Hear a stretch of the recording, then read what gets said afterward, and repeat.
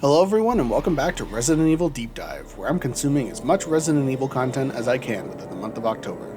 Today, we're looking at Resident Evil Code Veronica X. Let's get started.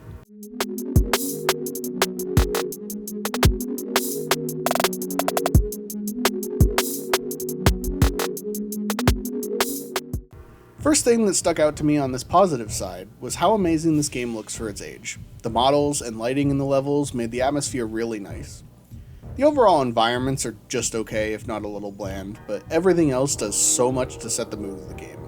Speaking of the mood, continuing a running theme, the opening cutscene of this game is phenomenal, and I love that these games continue that tradition because it always makes me so excited to get into another one.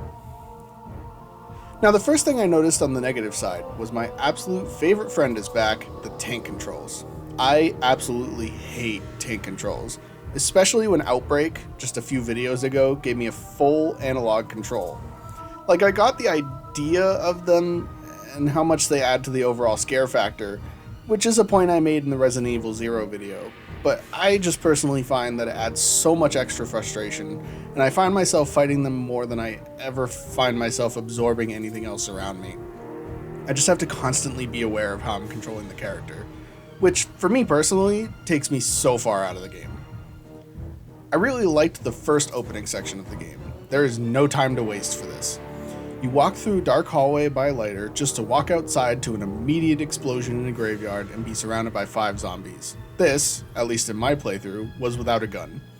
I found ammo, but I did not find a gun anywhere in the free rooms that I had to offer. I thought it was going to be that silver case that falls out in the explosion in the cutscene, but I couldn't find a way to interact with it through the flames and zombies. All I could find was a knife on the desk back in the starting room, which didn't really do any particular damage to the pale white zombies, so running was just about the only option. In terms of the story, it was overall fairly basic. I did like getting to see what other characters have been up to, like Albert Wesker. I really appreciate how this whole game series so far has been with its story and its characters, making sure all of them get fleshed out and expanded upon, just like the storyline. I particularly liked the main villain Ashford, which, although it was super cheesy like most RE media tends to be sometimes, I still found him an interesting villain and I liked his arc. The T Veronica virus was a nice evolution of the standard T virus we've come to expect, and the sudden trip to Antarctica about halfway through the game was really cool too. The story is just as fun as some of the other entries, and to me, really calls back to the more one-track stories of the games like the first one and 0.